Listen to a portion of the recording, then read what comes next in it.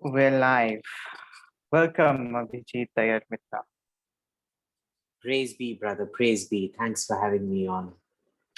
Well, my listeners already know about you, but what they might not know is that you're a closeted evangelical Christian because you agreed to do this only if I accept Jesus as my Lord and Savior. Correct. That So is right. that's Jesus saves. yeah. So let's dive straight in. I really want to start by talking about your experience in Afghanistan. You recently, I think, a few months ago, went to Afghanistan and wrote an article about it. So before we discuss more on it, first tell how your experience was over there. For a minute there, I thought being an ODI, you were going to ask me about my experience in jail.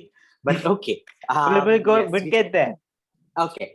So fine. So we can talk about my experience in Afghanistan. So this was actually in 2019, just after I went to jail, that I went to Afghanistan. And in fact, I planned to go to Afghanistan when I was in jail, and I could not. So it had to be postponed and rescheduled and everything.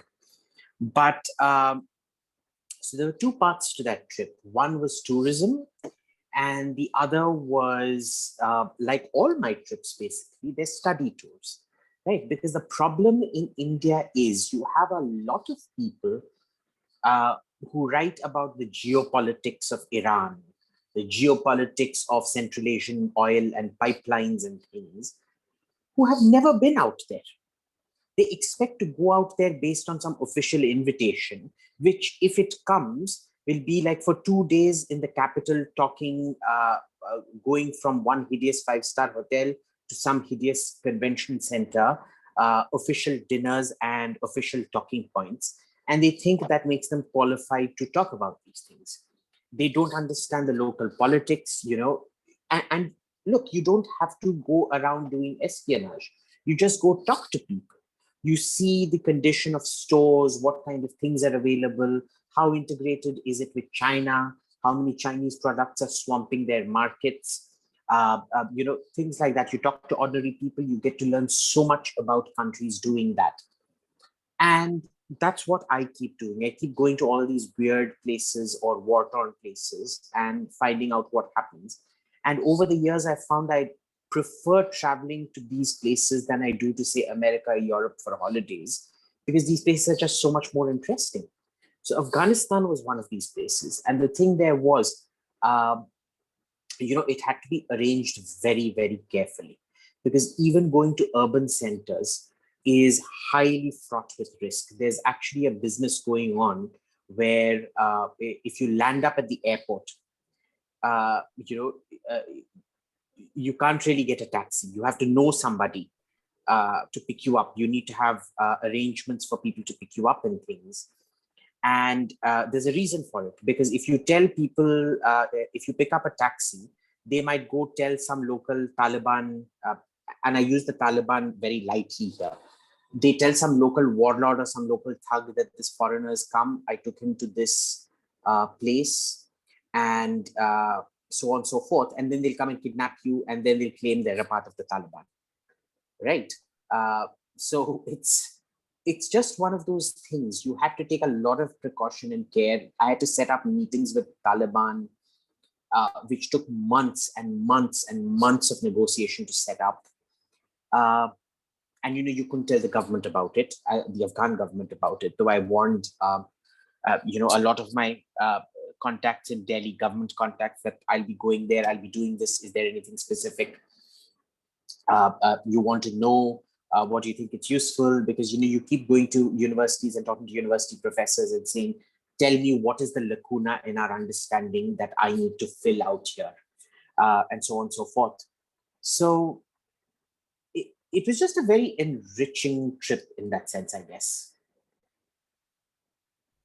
So one of the things which strikes me, which I found interesting in your article, was the distinction between good Taliban and bad Taliban. And you make the argument that the Indian government is treating all of these groups as this one basket of deplorables.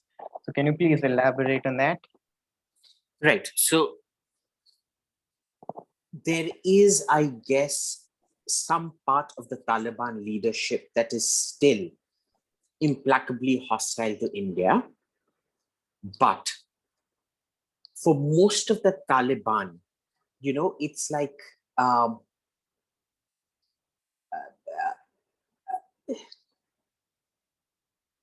it's like going and saying it's basically any of the rural population could be Taliban.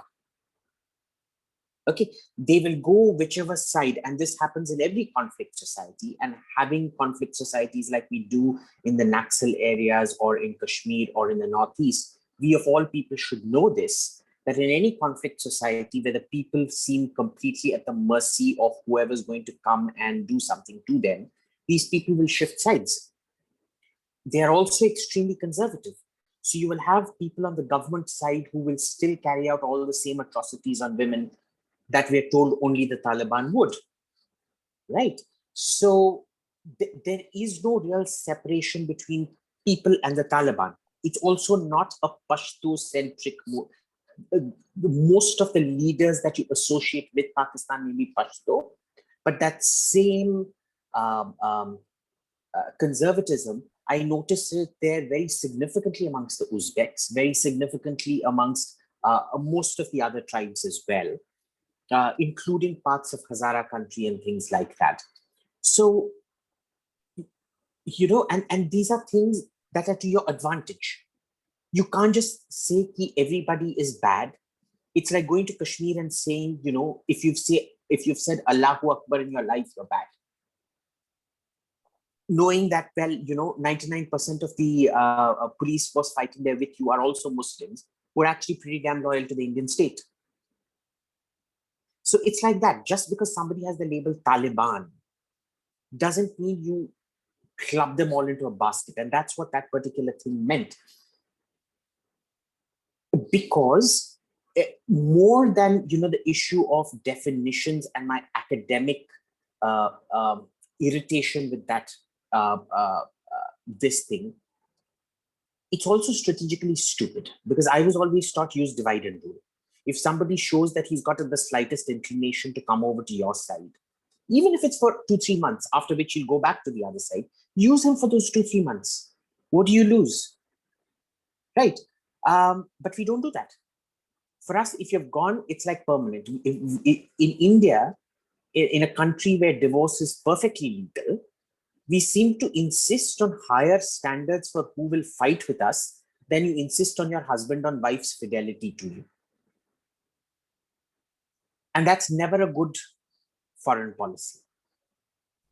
Right. So I found your argument to be a bit similar to that of Scott Atran, who's a cultural anthropologist, and he has also gone to Taliban, to Afghanistan, and his experience with the Taliban has been the same, because he writes that most of the terrorists that he talks to are in fact not in it because of ideological reasons, but because of either personal grievances, or they're forced to be there to get some money, or because their parents get money.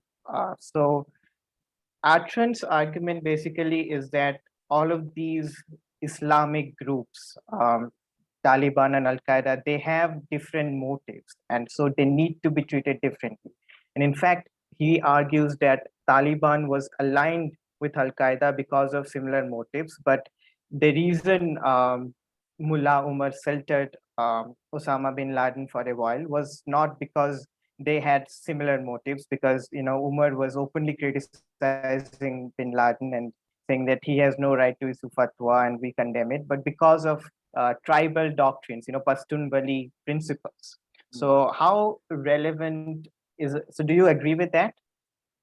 Yes and no, and I'll tell you why. Because I found Pashtun Wali and the hospitality of guests and not handing over your guests to be a very a loose argument. It isn't as codified as you'd like to believe. It leaves a lot of room. So, for example, this judgment could have gone any way. He could have said that, as for Pashtun Wali, Mullah Omar could have equally said that, this fellow had abused our hospitality. Our hospitality wasn't to do X, Y, Z. And because you have abused our trust in you, you can't stay here, get lost. That would have also been Pashtun Wali.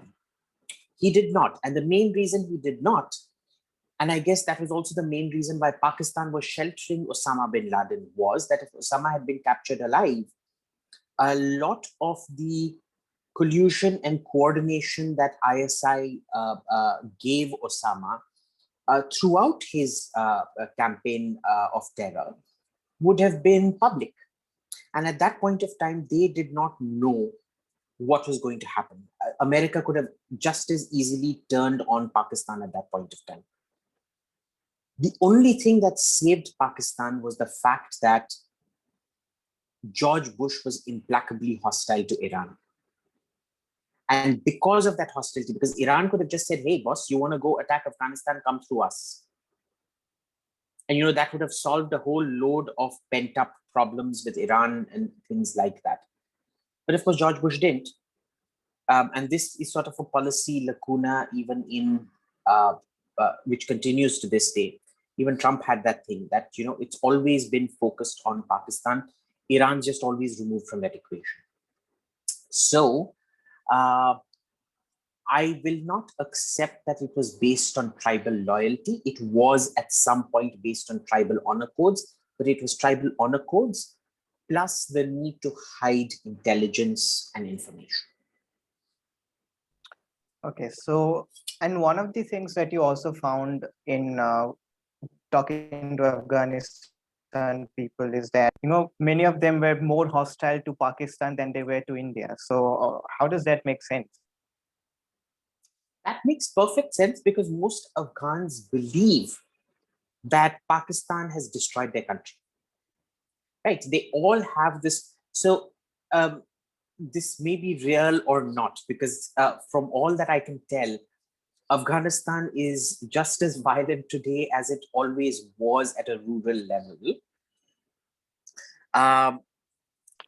But the Afghans have always had a sense of national identity and being Afghan, and Pakistan has not. So the Pakistanis have a country, but they don't have an identity. The Afghans don't really have a country in that sense that isn't breaking apart, but they have a sense of national identity.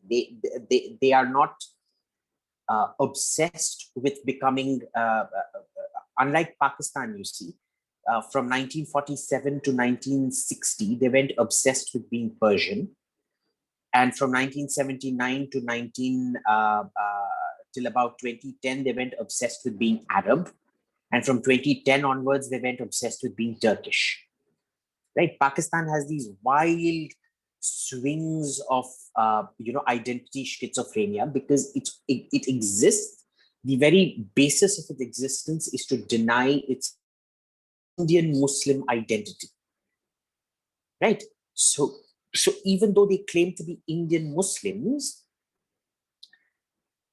they don't want to acknowledge an ancestry from India. It always has to be either a Persian ancestry or an Arabic ancestry or a Turkish ancestry. Now, Afghanistan has never ever had that problem. And like all agrarian, semi-nomadic sustenance societies where you can't really have GDP growth, yesterday always seemed more golden than today or tomorrow. You always justify your miserable existence today by looking back at a golden existence that once was. And this is the basis of Salafism, that we want to go back to the Rashidun Caliphate. This is the basis of Ram Rajya, that our lives are so miserable. We want to go back to this imaginary period where to quote that movie song, Jahan Dal Dal Pe Sone Ki Chiriya Karti Hai Basera, and shit like that. So in Afghanistan, they look back at that golden period when they were independent ever since Ahmad Shah Durrani set up Afghanistan as a modern state. And it's continued since then, that national identity. Even though, mind you, Ahmad Shah Durrani slaughtered, Ahmad Shah Durrani was genocidal. People don't talk about this, but he He genocided the Hazaras and things like that, just that the Taliban did. And in spite of that, the Hazaras accept being part of the Afghan state. Right? They don't want to be part of Iran. So that's how strong the Afghan national identity is in that sense. And what happens out here is that when they see an assault, when they see the destruction of that national identity, without exception, they blame Pakistan for it. Because even the people at that 1% control level where Pakistan controls you, it isn't controlled through love or through some great ideological faith. I think that died with Mullah Omar, and even the Quetta Shura, for example. There would be very, very few people out there who are ideologically towards Pakistani control. It's more a case of they have no option because they need to depend on Pakistan for everything, for sanctuary, for intelligence, for arms, for their continued political relevance, for their continued financial well-being, etc., etc., etc.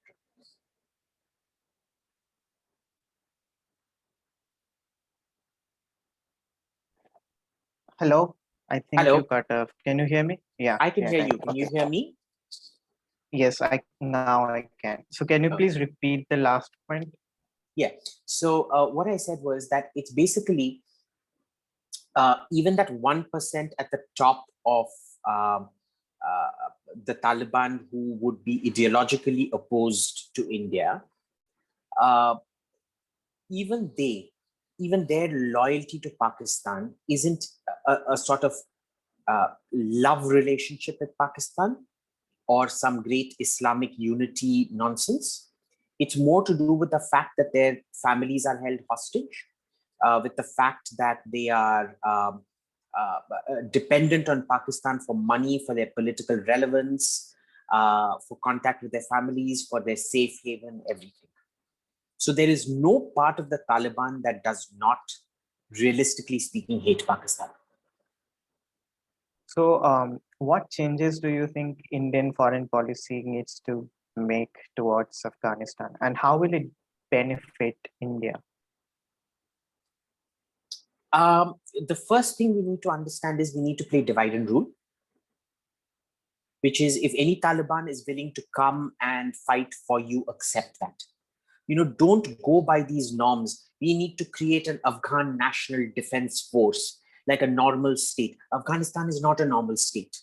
You've been through a civil war for the last, 40 years? It started off in 1980. So you've been in a civil war for 40 years. You expect them to have a national army which is loyal, which has very little loss of morale and loss of troops and things like that. That's not going to happen, buddy. So, you've got to fight with these tribal confederations which keep shifting and changing and mutating. And that's a good thing. The second thing you need to understand is, for as much as we keep criticizing the Americans for being clueless, and they are, we also need to understand that we ourselves are falling for this trap where we think Afghanistan can survive as a democracy. It can't. We need to separate a sort of a feudal oligarchy from a democracy. Afghanistan is a feudal oligarchy. You need to accept that a feudal oligarchy needs to have one emperor in that sense who keeps together a feudal coalition through coercion, through some part coercion, some part love, and so on and so forth. And for that, all you need to realistically do is have a strongman in charge, not go about talking human rights and crap like that. Because talking human rights in Afghanistan is a bit like going to landing up on the surface of the moon and preaching Christianity. Who are you going to convert? The rocks? The lunar soil? Okay, so, these are very noble ideas, but they're completely out of sync with the reality of that place. Because human rights is based on a state monopoly on violence. You're never going to have that in Afghanistan. So what human rights are you talking about? It's the prevention of the worst that counts out there. So That's the change in policy you need, and that is where you need to change. And the problem is because India has taken such a doctrinaire stand that our belief that Afghanistan needs a strong man to control this feudal coalition has not been drummed properly into the Americans, because they think that the Indians are being so doctrinaire about good Taliban, bad Taliban, that this suggestion of India's is actually not a practical suggestion, it's actually a doctrinaire suggestion, which it isn't. But the problem, of course, is India has also not elaborated its solution or suggestion in a nuanced or practical way. So I think one of the reasons why India takes such ambiguous stance on foreign policy is, as you pointed out in one of your papers, the idea of, that India has a strategic ambiguity kind of policy because of its enforcement deficit state. So can you just elaborate on that, the paper tiger thing? Look, in this particular case, I don't think that's what's the concern out here. The reason we're giving bad policy suggestions and we're communicating badly is that we very frequently parade diffidence in lieu of an explanation, and our on-ground data and information gathering is virtually zero. Right? So, classic example, when the Delhi riots were happening, and the US Council on Religious Freedom said that we are sending somebody to, check all these reports about India, everybody went gaga about Jaishankar, who I call the Amitabh Kant of foreign policy, because he's just as clumsy, and his so-called intellect is a more closely guarded national secret than India's nuclear weapons. I think more people have seen India's nuclear weapons than people have seen Jaishankar's, as in there is more proof of the existence of Indian nuclear weapons than there is of Jaishankar's famed intellect. So this Amitabh Kant of foreign policy then goes up and says, oh, we're a proud state, we're not going to allow all these people to cancel their visas.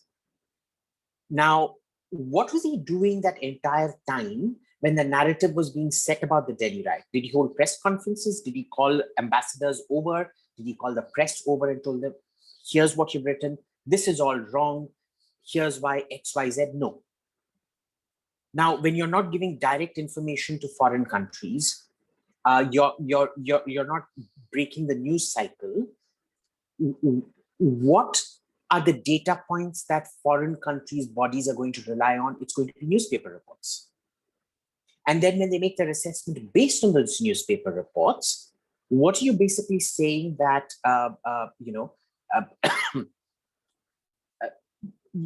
you're basically being diffident because you failed at your job and somebody called you out for it. And you don't want to face the consequences about the fact that you were real shit at your job. Right? That's what's been happening out here. So this is number one, that, it's very much the emperor's new clothes. Everybody wants to hide the fact that they don't know what they're doing, and we pass off diffidence because there's a fundamental lack of knowledge on the ground. And the second part is something you see across the board with so-called Indian scholars and PhD students who write whole PhDs without ever having been to their target country. For example, Kanhaiya Kumar, who's written a PhD on Africa without having traveled to Africa. Have you ever read a PhD like that? Yes. You said that with me. It was, I've read a lot of PhDs, and that was, I could write that in a week. It was exactly right. All based on secondary sources. Entirely secondary sources. And this is how we do our research, because we don't want to make contact. We don't invest in intelligence assets. India has a very bad reputation in managing intelligence assets because we always let down or sell out our intelligence assets or abandon them. And we've done this repeatedly. We did this under Morarji Desai. We did this again under Gujral. We've done this again under Modi at the first term of Modi. So, it's a consistent pattern. We keep doing these things. One of the first things the Modi government did when it came to power was abandon the Balochis. And after that, they got slaughtered. So, it's just one of those things where not only do you not have primary information gathering and you substitute your stupidity with diffidence, and this is classic, like anybody who's been to college or school will know, when you don't know the answer and you get zero in a test, and when your father asks you or your mother asks you, why did you get a zero? You'll be like, Papa, the teacher lied. She said she was going to conduct a thing on isometric something, and she instead gave me an algebra test instead. Or, Papa, that teacher is very stupid. I wrote very good answers. She didn't understand my answers. I can't help it if my answers are better than her English. I mean, we've all done it at some point of time, right? And this is exactly the kind of shit that passes off as foreign policy or primary data gathering in India. But for this, can you really blame, say, the students or the scholars, because they do not get the exposure that they need to go ahead and conduct research? So for this, we have in India, I think, an institutional problem, not just the problem with individual people. No, I still don't. And I'll tell you why. Because see, the students in question who are receiving the substandard education, or the diplomats who are not getting resources to carry out their job as it should be, they don't seem to know how to do their job properly, and they have an overly high opinion of their own academic or intellectual abilities. So not only are you not teaching them, you're also telling them that they don't need to learn this, and they're God's gift to mankind or God's gift to academia based on whatever substandard training or education that they've got.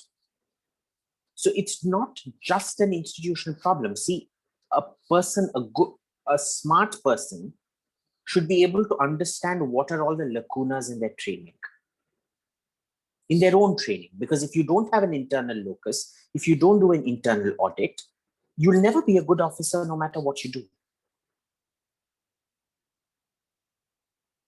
Right.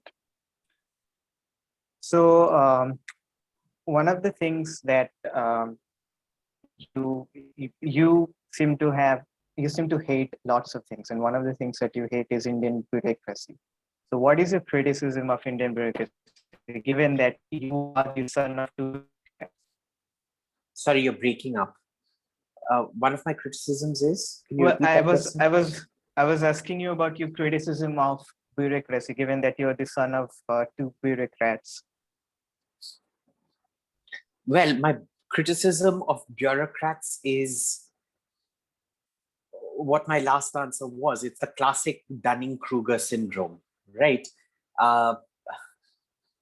Too little knowledge, too little sources of knowledge, too little primary data, and a disproportionate sense of your own wisdom.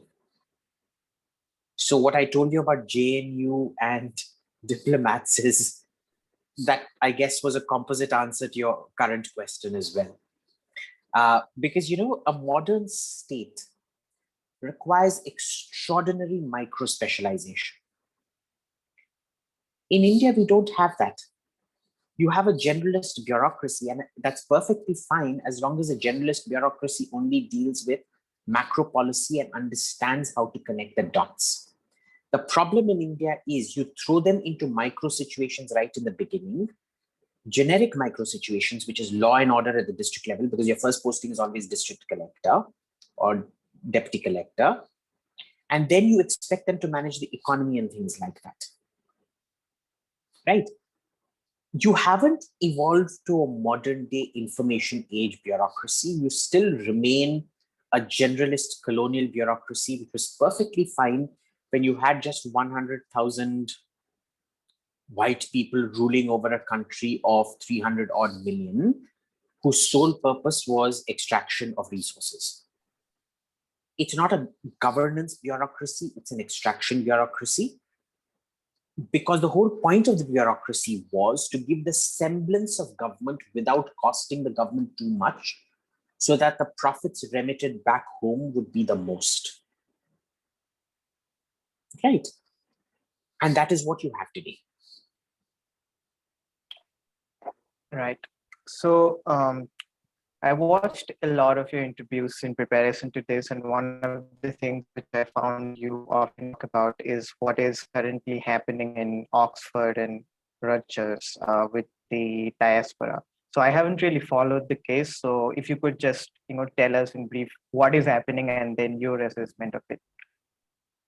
So it's basically the same thing, that you have a free hunting season on Hindus. This girl, Rashmi Sawant, she clearly doesn't know what,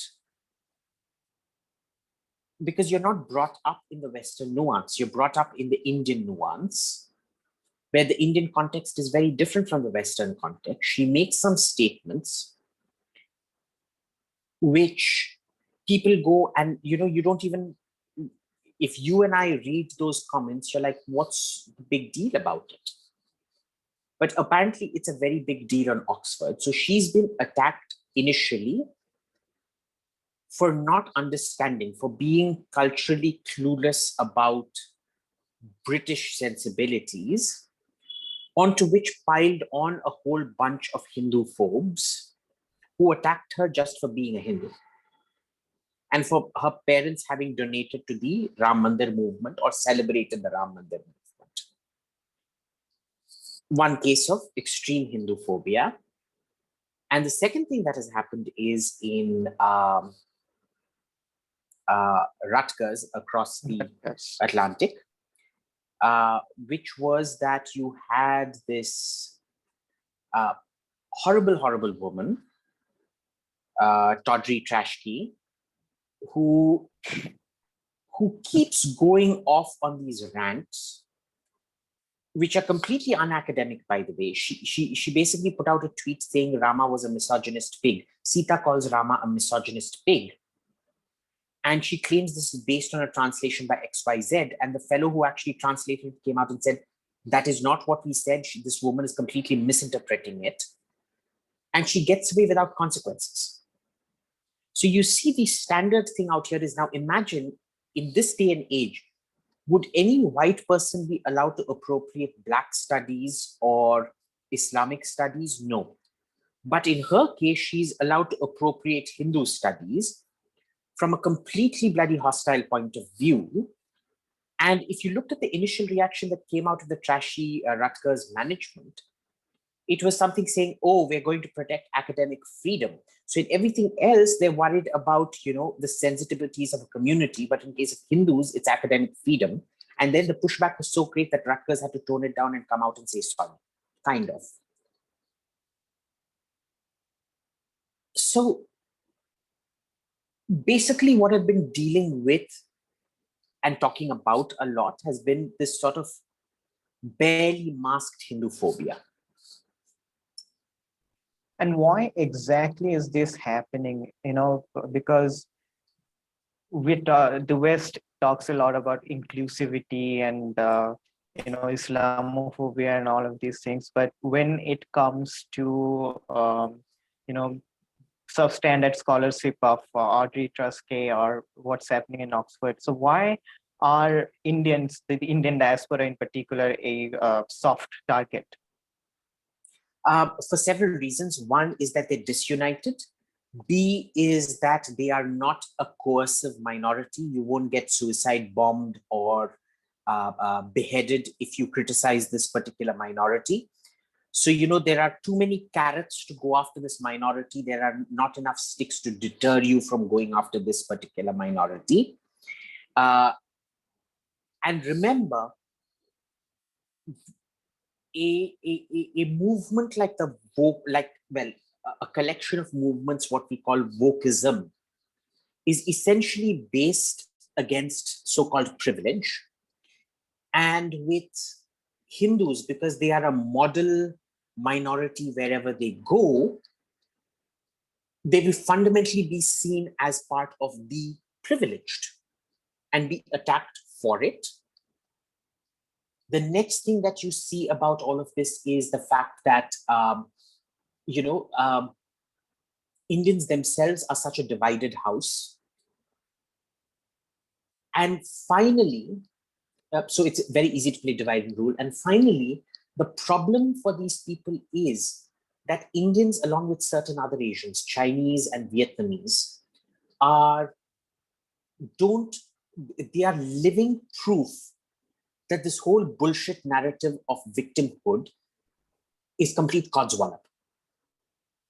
Right? Because yes, you had black slaves and things like that, completely colonized Africa. What was India? Wasn't India colonized? Wasn't India genocided against? China was genocided against by everybody. Vietnam was genocided against by everybody. How many people do you think died during the Second World War? How many people did the Japanese Imperial Army kill? How many people did the Communist Party of China kill? How many people did the Americans kill, or the French kill, or the Chinese kill in Vietnam? So on and so forth. How many people did the British famines wipe out? How many people did the Turkish rule of India kill? How many temples were destroyed? How was the religion suppressed, etc., etc., etc.? The thing is, the Chinese identity and the Vietnamese identity aren't wrapped in religion, but the Indian identity is wrapped in that Hindu religion. So it's not just about, they can find a unified thing. They can't attack the Chinese or the Vietnamese for race, but they can attack Indians for having an ideology. It's a sort of indirect attack on brown skin, saying you're brown skin, you better comply to the victimhood narrative. But because you do not comply to the victimhood narrative, because you're one of the wealthiest communities around, therefore, it is your religion that we will attack. And mind you, Hinduism is one of the most philosophically robust arguments against wokeism that you can have. Right? Several ways. I mean, I'm not going to get into a very deep discussion on philosophy out here, because that will just go on for hours. But very simply put, you know, we kind of accept this privilege argument, but we pass it off as karma. And we also tell you there's a way of getting out of it, which is that you are responsible for your own actions. If you have been born XYZ, let's say you have been born a beggar today,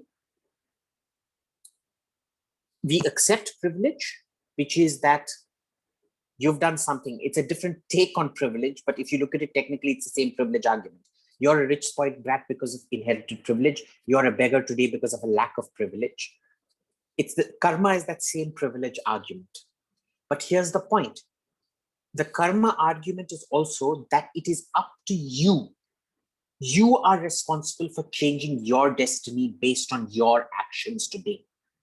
If you choose to remain a beggar, that is also your destiny.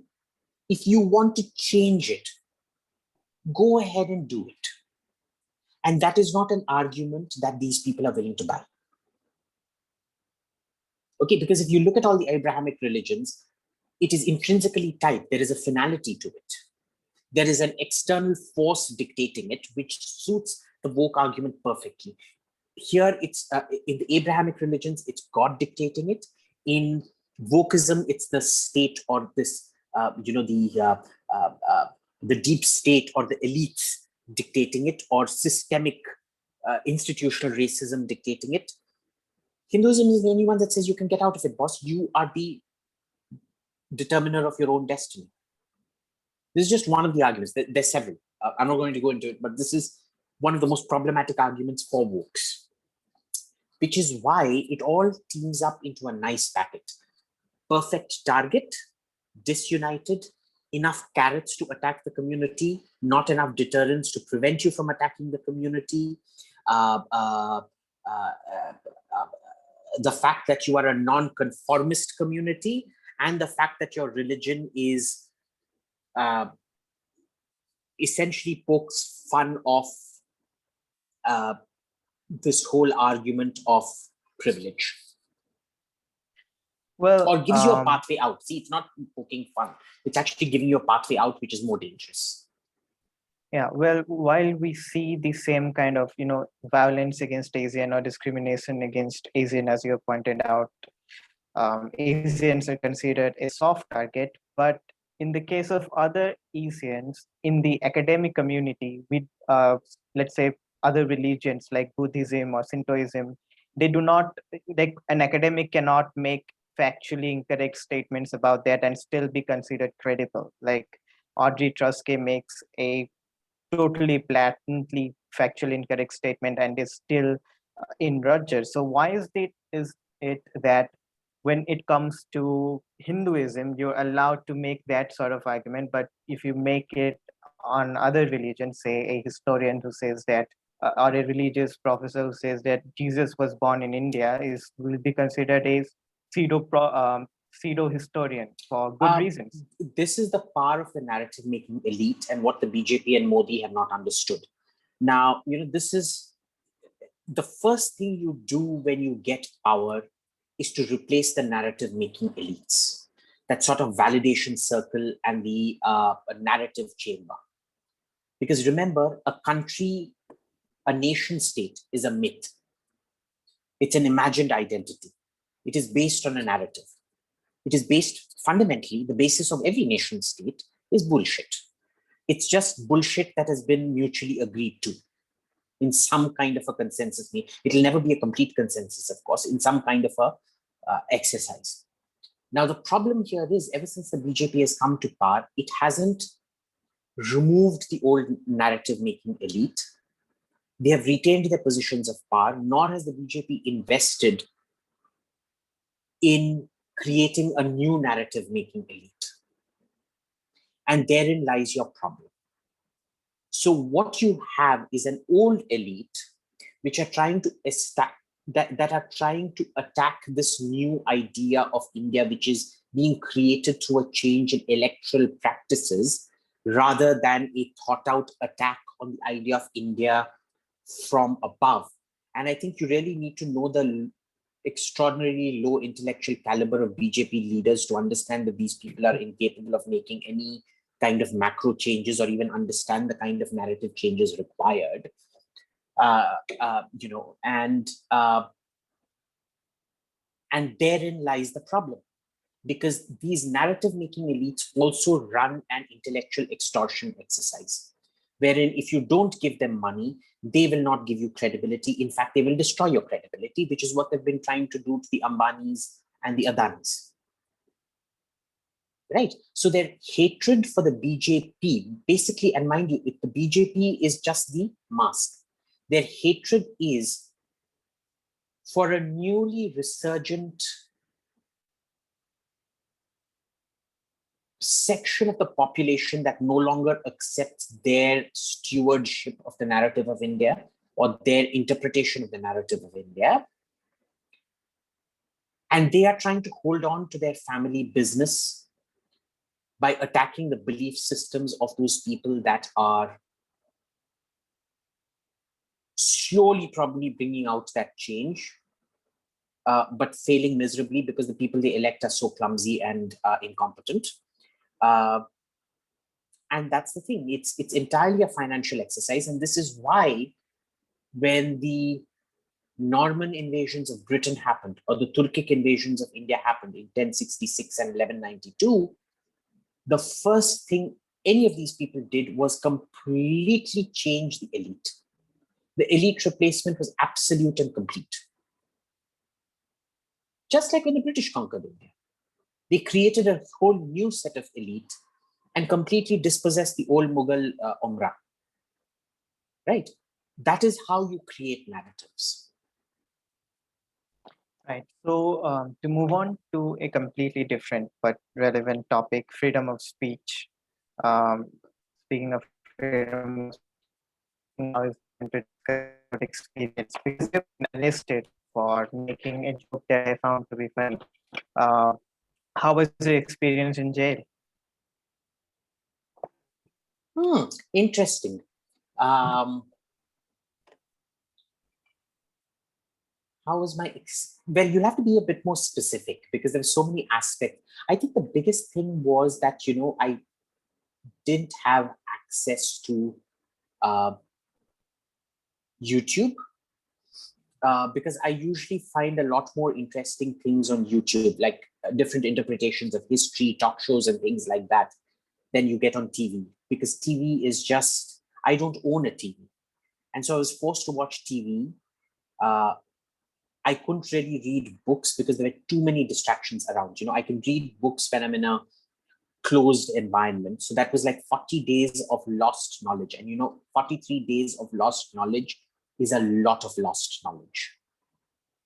So it's that was kind of like the irritating part. The rest of it, it was just grinding due to sheer boredom. Like there's absolutely no stimulation whatsoever. On the other hand, I made friends with lots of serial killers. So that jail has an unusual population of serial killers. And for some reason, the only people who came up to me to make friends with me, or that I walked up to make friends with, all turned out to be serial killers. I think that's telling you something about me. And so your viewers might not want to be alone with me in a room, because you never know, you might end up chopped up, being served a la Hannibal Lecter. Oh, Abhijit, that tartar you served us was wonderful. Yes, it's a tartar to die for. That's my own Hannibal Lecter line. So yeah, it's. I really look. It is an experience, right? It is an experience. I've just not decided if it was. Because, even in not being an enriching experience, it can be an enriching experience. Do you know what I mean? The lack of absorbing any form of knowledge over 43 days in itself can show you how bad it can really get, and therefore in itself be a learning experience. Does that make sense? Yeah, I guess. Okay. Yeah, so it was kind of like that. I think the person who suffered the most was my mom, more than me.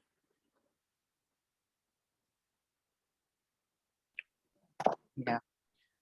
So, speaking of which, so the law that you're arrested for, 295A and 153A, still in the in the IPC, and I think you agree that India needs to do away with these laws. Okay, first, tell me why.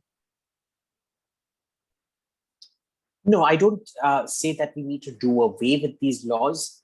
Let's be very careful.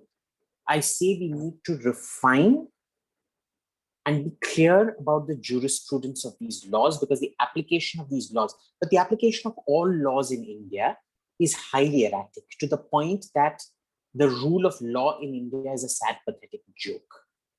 There is absolutely no consistency of application, right? So anybody can interpret it any way they want. Like we discussed with the bureaucracy, that it was a minimum governance, maximum extraction bureaucracy so that profits could be maximized. The laws in India are also that way. The responsibility of the state to ensure free speech is kept at a minimum, because you don't want to spend too much on law and order. You want to send it all back to Britain, or in this case, distribute the goodies to corrupt ministers and things like that. What happens is that you have laws then like 295A that put the burden of maintaining the peace on the individual rather than on the state, right? As opposed to where a state monopoly on violence would ensure the Brandenburg Standard, which is you have to make a specific threat against a specific target for it to qualify as incitement, right? Now, let's look at how this works out. So, for example, where the GNU protests, the flag burning and shit like that, was it incitement? Yes and no. The flag burning, according to me, is still not incitement. It can't be punished. It should not be punished. On the other hand, when you say Bharat ki barbadi, so there were two slogans that really irritated people. One was Bharat tere tukde honge, inshallah, inshallah. Now, the target is specific Bharat. Tukde, what does that mean? How is that a specific threat? It isn't a specific threat. Right. But Bharat की बर्बादी तक जंग रहेगी, जंग रहेगी. The target is specific Bharat. Jung, you are saying we will be violent against India. It's a specific threat. It actually crosses the Brandenburg threshold. So, for example, this is why I will oppose the arrest of, say, Umar Khalid, but not the arrest of Sharjeel Imam. Because what has Umar Khalid said to get him arrested for this? Nothing.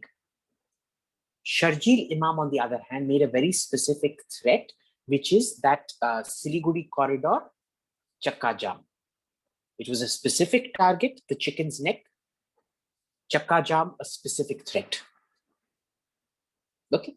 So there are ways in which you can ensure the sort of rule of law. It isn't being done. And so, it really requires a top level clarification of all these things, which, amazingly would actually create even that clarity with regards to application of laws. Will create a lot of clarity, because what's happened in the system is it's been so corroded by judicial interpretation to the point where you've got no consistency that it needs to be reset and brought back to a level of consistency, where judicial appointments will be prevented if it goes, judicial promotions will be prevented if a judge is seen to have deviated too far from the intent of the law as it was set, or a certain criteria of interpretation that gets set by Parliament, a sense of the law being passed by Parliament. But of course, we know that will not happen. Why? I was asking that you think that in the case of Kapil Misra, this does not apply.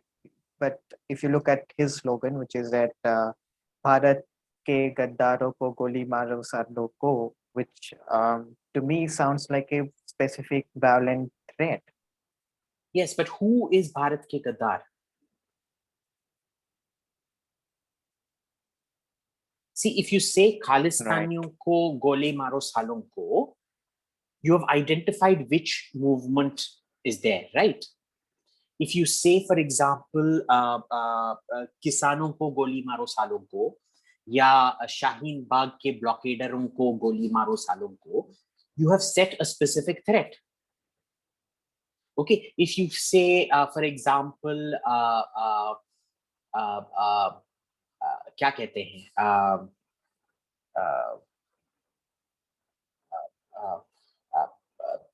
जो भी सरकार की बुराई करेगा गोली मारो सालों को, that is again a specific threat, because you are targeting anybody who has criticized the government. But when you say desh ke gaddar, it's like saying shoot all traitors. What is the definition of traitor out here? Again, it's too non-specific. Who defines the traitor? Right. Bharat, on the other hand, includes everybody, but the point is it's a specific geography. So there is a certain specificity and a lack of specificity. Second, you need to remember the punishment for treason in India is the death penalty. He's literally saying, shoot traitors. The Indian Constitution says, hang traitors. Okay, so by saying hang traitors, or in this case, shoot traitors, which incidentally is part of the provision, you can actually shoot traitors. It's just that one of the law commissions then said shooting would be an unusual and cruel form of punishment, therefore it must not be used, even though the provision to shoot exists, is part of the law. So it's like saying, tomorrow if I say that Anwesh Satpathy must be hanged in accordance with the law, how is that calling for violence against you? Because I'm essentially asking the police to come and hang you.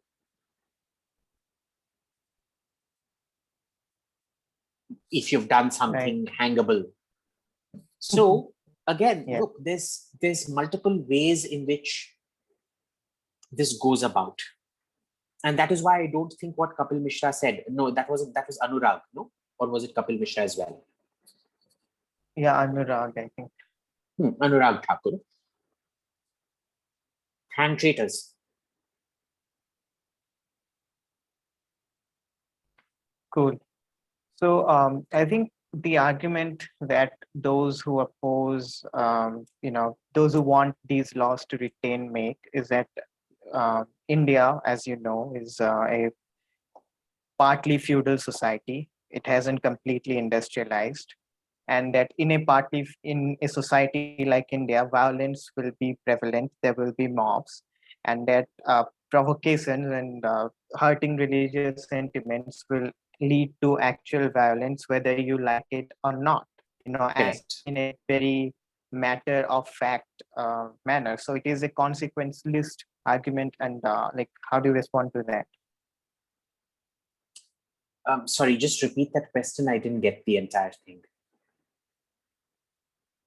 Well, I'm saying that this is a consequentialist argument, one that was made by C. Rajagopalachari. He said that our country is we are too new a nation, and we have a very romanticized view, and just take examples of what happens when religious sentiments are actually hurt. Like recently we've had a riots over a Facebook post, right? And it's not the first time, like we've had it throughout our history. So the argument essentially is that if you hurt religious sentiments, violence will occur. So in order to minimize violence, you have to have this certain restriction on what can and cannot be No, said. you do not. And this is where I would disagree. And this is where I think C. Rajagopalachari was wrong. If violence happens, it is because the state has failed to prevent violence. Okay, it's a very, very dangerous assault on individual liberty that if I hurt your feelings, you then come back and hurt my feelings. Okay, if I say, Anwesh Satpathy,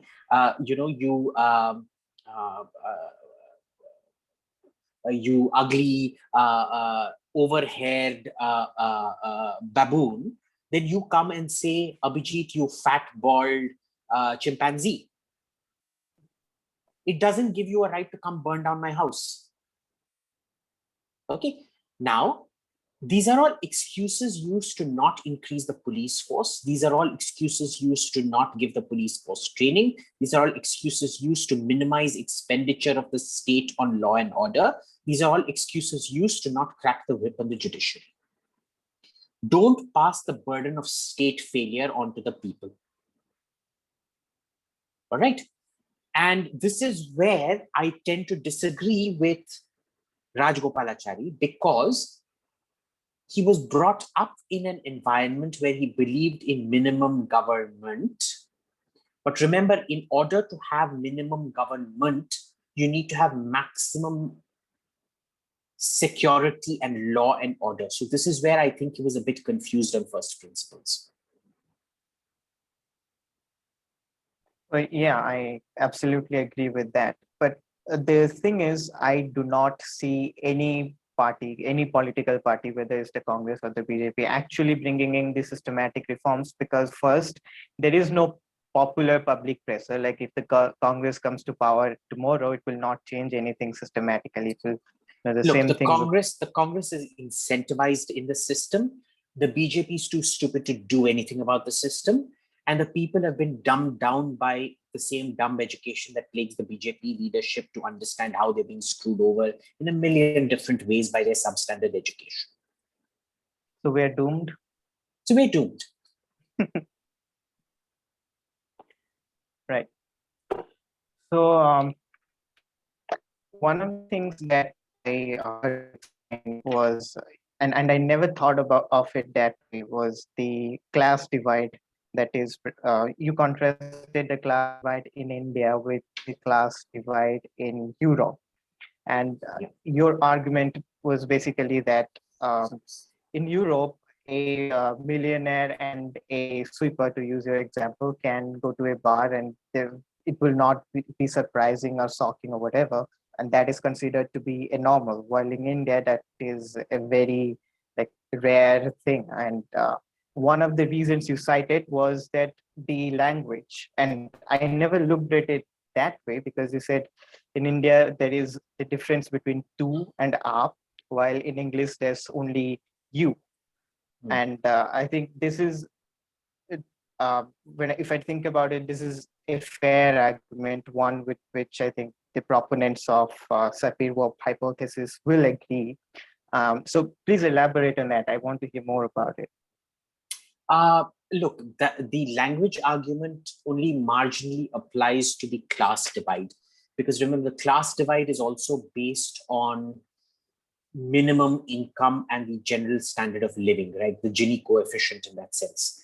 Because even a driver or mailman in America will make enough money to go to a really good restaurant once a week or something like that. Not every day, but at least once a week. The language divide is more to do with education system, because you're effectively teaching people two different languages. And say, for example, I don't know about Oriya, but I can tell you spoken Tamil and written Tamil are completely different. Spoken Bengali and written Bengali are very different. Just like spoken Hindi and written Hindi. We accept nobody speaks chaste Hindi in the movies. Nobody speaks chaste Hindi in their day-to-day lives. Chaste Hindi is only spoken at Hindi speaking contests and in books and things like that, if at all. Right? So you're essentially, you're telling people that it's easier for them to understand science, maths, and things like that if they learn it in their mother tongue. Except when you're teaching them in their mother tongue, you're not teaching them in the vernacular dialect that they've grown up with. You're teaching them in an alien dialect of imagined purity that you want them to exist with. So it is as much of a difficult learning curve as for them to learn English. I can honestly tell you, I speak Cheri Tamil, which is to say, fisherman, fisherwoman Tamil quite well, but I don't speak highbrow classical Tamil well at all, to the point that I almost can't understand it. Right? I can read and write Tamil. The problem is when I read Tamil, I'm like, what did I just read? I didn't understand that. It's that bad. It's like two completely different languages. Okay. Now, this is an additional burden. In Europe, what happens is there's a hierarchy burden, because the formal and the informal are very similar to each other. It's just like in Shakespeare in English, where we have thee and thou. They still use the thee and thou, which kind of forces hierarchy. So, for example, in German, if I say to you, will you have a coffee? It's habst du Kaffee? Kya tu coffee khayega? Kya tu coffee piyega? On the other hand, if I'm talking to the Prime Minister, I will say, haben Sie Kaffee? Okay, which is again, kya Mahashay aap kya coffee azmayenge? Yeah, sorry, I should keep that in pure Hindi. Mahashay aap kya coffee ka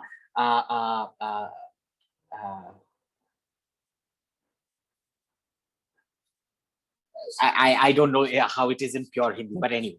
But notice, Habs du Cafe and Haben Sie Cafe are almost 99% similar. It's just the conjugation of the haben and the Z and du that changes. But in Indian languages, a lot of it changes, much more so in Tamil, in fact.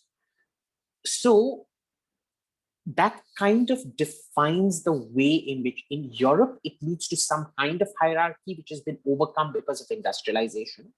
In the Anglophone, because you have done away with thee and thou, it's led to a commonality of language, which allows greater social mobility in the Anglophone. For example, even today, Germany is one of the most socially rigid societies. You won't expect that from Germany, but your ability to social climb in Germany is highly restricted. Right? A butcher's son will end up being a butcher.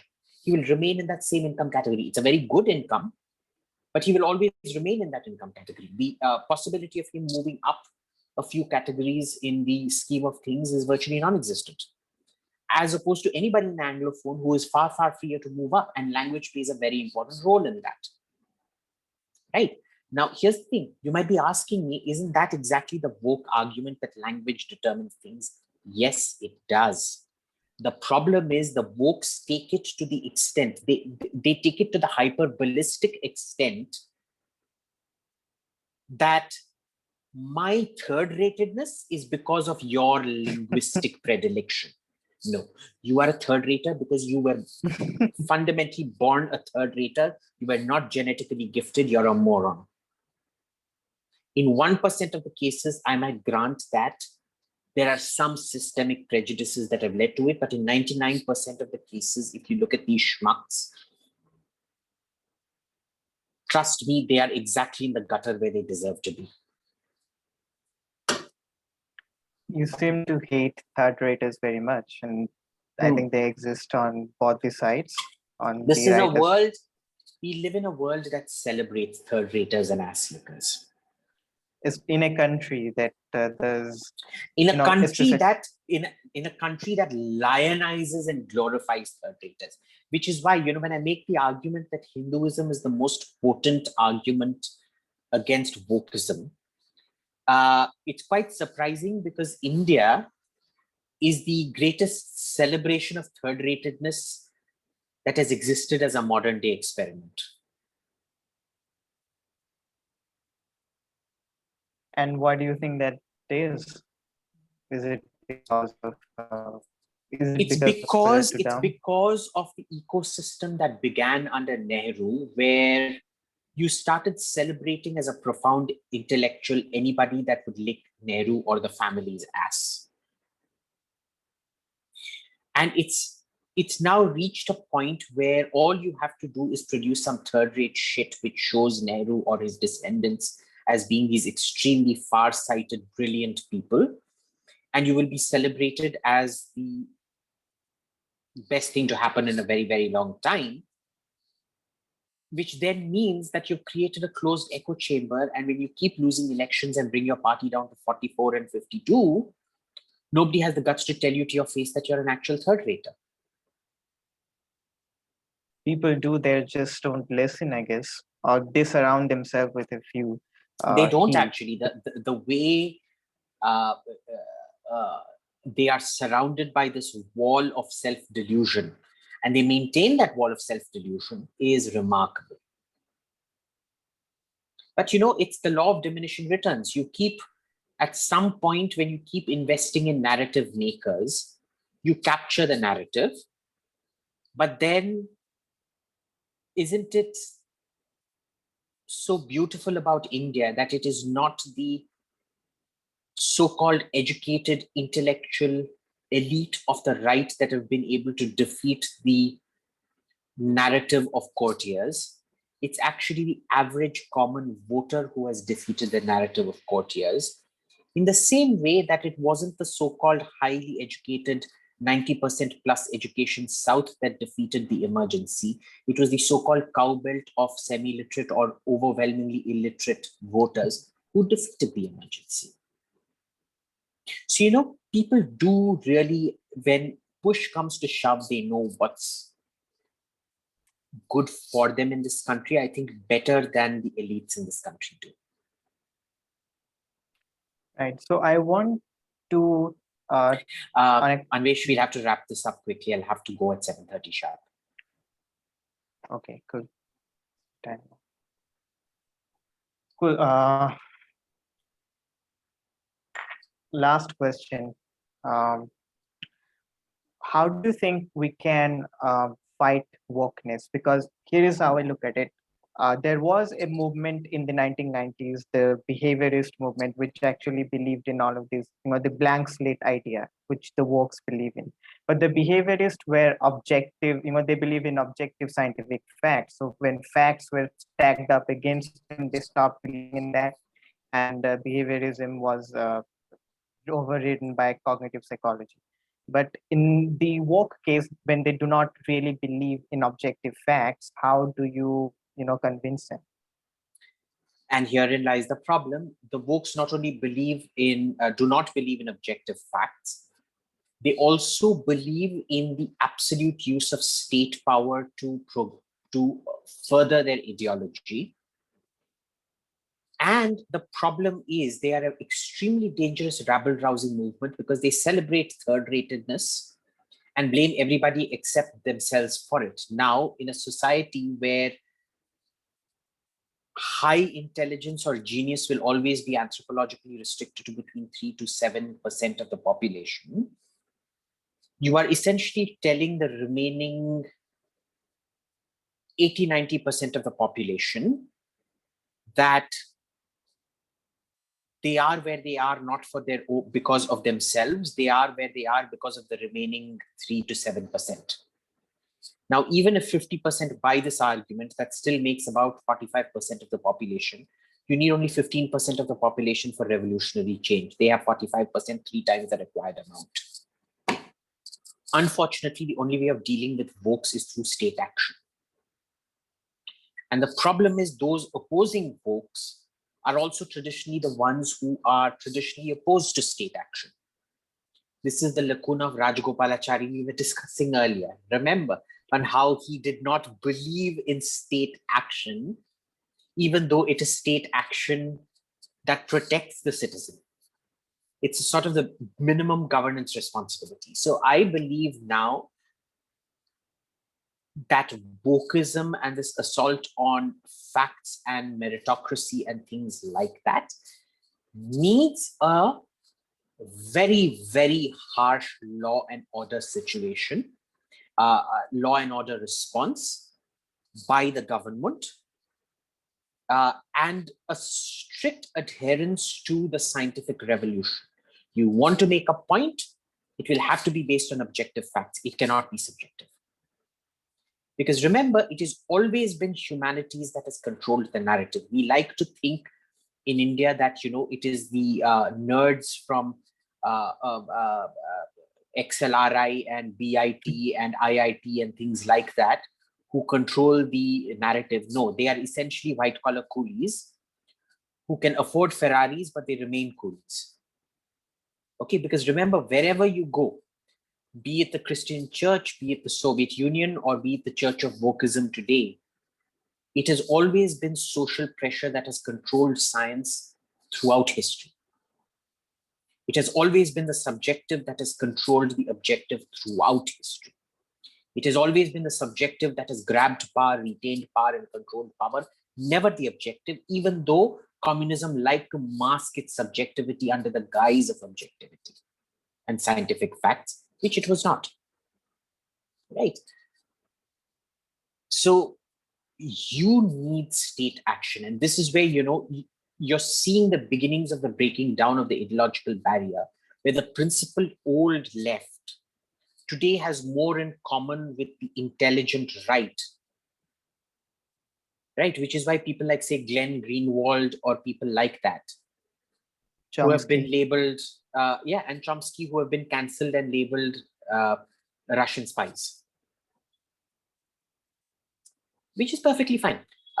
That is how the alignment, it is no longer going to be a left versus right alignment. And is it going to get extremely violent, possible civil war in several countries? Yes, absolutely. But we also need to look at the beacon of hope, which is France, which has cracked down on this now. France has understood that need very, very clearly, and now it is a state-sponsored crackdown on the celebration of third-ratedness and mediocrity that is wokeism.